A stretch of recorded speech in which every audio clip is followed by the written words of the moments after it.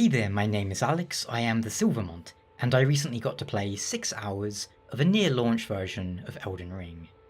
And I spent some of that time checking out the character creation, so that's what we'll cover in this video. Starting classes, the races or origins or backgrounds of characters, and the starting gifts you can pick out. So of course, if you'd rather not know any of that and want to go in blind, well, feel free to click out now.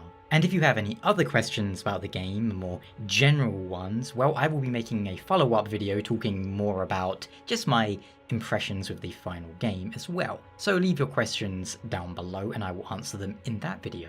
That said, let's go over the 10 starting classes available to players in Elden Ring.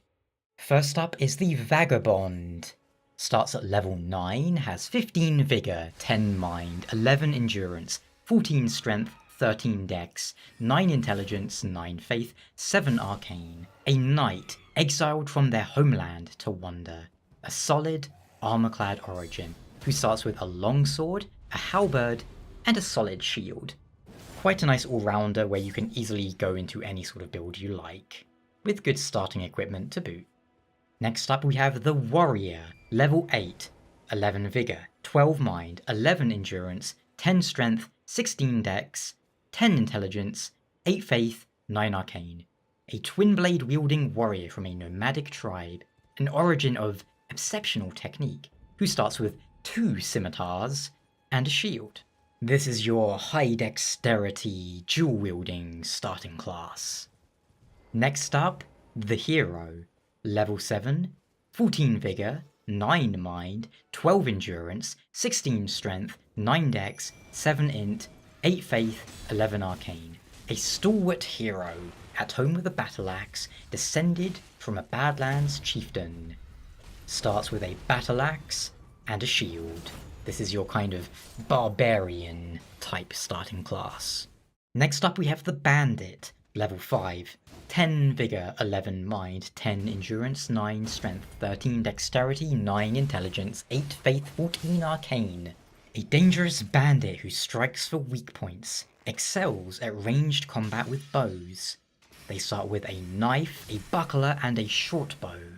Next up we have the Astrologer, level 6, 9 Vigor, 15 Mind, 9 Endurance, 8 Strength, 12 Dex, 16 Intelligence, 7 Faith, 9 Arcane.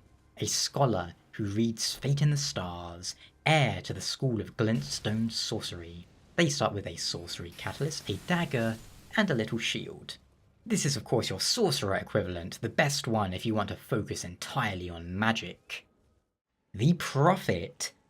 Level 7, 10 Vigor, 14 Mind, 8 Endurance, 12 Strength, 8 Dexterity, 7 Intelligence, 16 Faith, 11 Arcane. A seer, ostracized for inauspicious prophecies, well versed in healing incantations.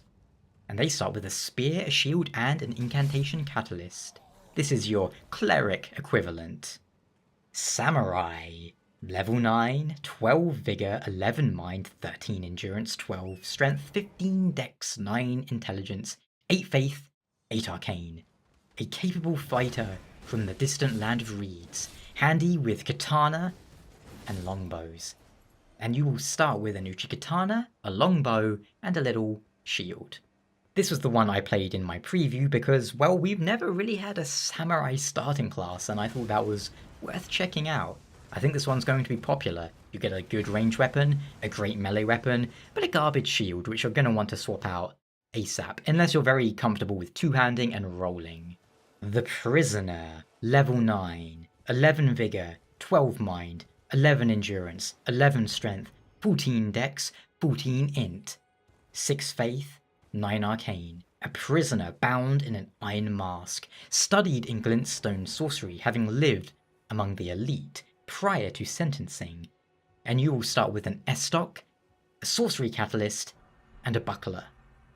This is almost like the, what was the one in Demon's Souls, the Royal or something? It's also, I suppose, a bit like the Assassin or whatever it was called in Dark Souls 3. It's your Dexterity Int class. Confessor, level 10, 10 Vigor, 13 Mind, 10 Endurance, 12 Strength, 12 Dex, 9 Intelligence, 14 Faith, 9 Arcane. a church spy, adept at covert operations. Equally adept with a sword as they are with their incantations. Broadsword, shield, and an incantation catalyst. I think this is the class I'm going to play first in the final launch game when I do a whole playthrough. Why? Well, because incantations look really fun in this game, but I also want to be a bit more melee than, say, the Prophet. And it seems like it has some very solid starting gear, if you ask me. Finally, we have the Wretch. Level 1 and 10 in all stats. A poor, purposeless sod, naked as the day they were born. A nice club is all they have, and all you start with is a club. Now, I think this was probably the best one to pick if you're going purely for like a, I don't know, role-playing kind of angle. It's also nice, I mean, you're level 1 and you're going to have 10 in every stat. That's kind of nice in its own way. It lets you kind of build the character exactly how you want, you might say. In addition to your class, you can customize your character in a number of other ways. I didn't spend a whole great deal amount of time on the character creation, but there are 27 hairstyles to pick between, I'll tell you that. There's also facial hair options. If you want to make a bright green Shrek man, you can still do that too. More interesting to me were the backgrounds you can pick between. You could also call these archetypes or races or origins, however you want to look at it. They have no bearing on stats, but they are nice for flavour and role-playing. And they are Warrior, the most common face among the Tarnished. After all, they were all warriors once. Truth Seeker, the face of an austere pilgrim. There are many roads to truth. Aristocrat, a regal face found among those who claim noble blood in the lands between. Loner, a face found among a tribe that prefers old traditions, some say heresies, to the company of others. Northerner, a face found among the hardy people of the unforgiving north, some say descended from giants. Seafarer, the face of one who wanders the seas in search of their home in the lands between. Reedlander, a face from the faraway, isolated land of reeds, where blood is a familiar sight. Note, these are effectively the samurai or Japanese-inspired characters. Draconian, the stony face of the people of the ancient dragons, among whom life is typically short. Note, these characters have very grey complexions with an almost stony appearance to their faces. It's nothing too pronounced, but it's interesting. Nightfolk, the slight features of those known as Nightfolk. Legend has it they bled silver in days long ago. Note, these guys, well, they make me think of vampires and they're very pale. Newman, the face of Newman, the supposed descendants of another land, long-lived but seldom born. Note, I wonder if these are supposed to be inspired by the Númenóreans from Lord of the Rings, not just because of Newman, but the fact they're from another land and long-lived. Who can say? Finally, what would a game like this be without choosing a starting gift to help you on your journey? We have the Crimson Amber Medallion. A medallion inlaid with Crimson Amber increases maximum health. Note, talismans are the equivalent of rings. You are able to equip one at the start of the game. As you progress, you'll be able to equip more as you find something that expands your talisman inventory, you might say. This is more or less the life ring from Dark Souls. Lands Between Rune. The gold of grace shining in the eyes of the people of the Lands Between, used to gain many runes. Note, effectively some soul-like currency if you want a bit of a head start. Golden Seed. A golden seed washed ashore from the Lands Between, said to reinforce sacred flasks. Note, much like Estus flask shards, you will use these golden seeds to increase the number of healing charges you have. You start the game with 4, I believe, 3 defaulting to healing, 1 to your FP. You can of course change them as you see fit, and you can find these in the open world on glowing, small little trees.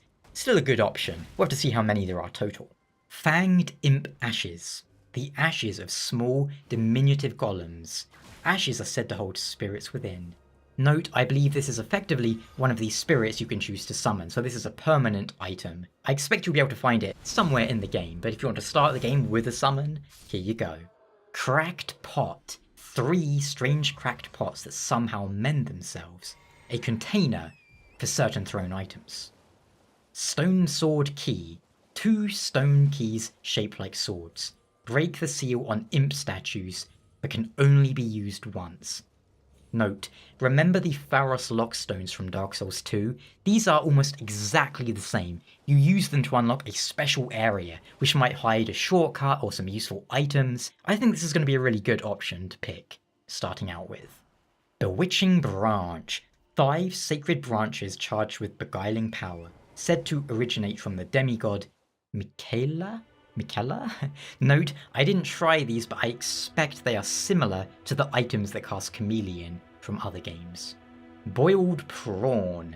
5 pieces of boiled prawn. Boosts physical damage negation. Shabriri's Woe. I don't know how you pronounce that. The crazed likeness of a noble who had his eyes gouged out. Makes it easier to madden foes.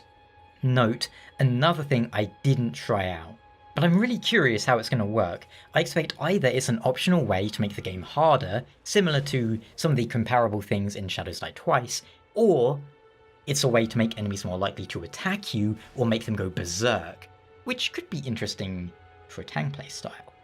That about does it for character creation. I'm looking forward to spending some time in the creation, seeing what I can come up with. And I like this selection of starting classes. They've covered just about every archetype. Samurai in particular is cool, as we've never had a samurai starting class before. That's why I chose it for the preview, just for the novelty, and I bet it's going to be popular. The katana has bleed on it after all, and bleed is always really good. Including Elden Ring, I'll tell you that much. But what are you going to pick? Let me know what class took your fancy here.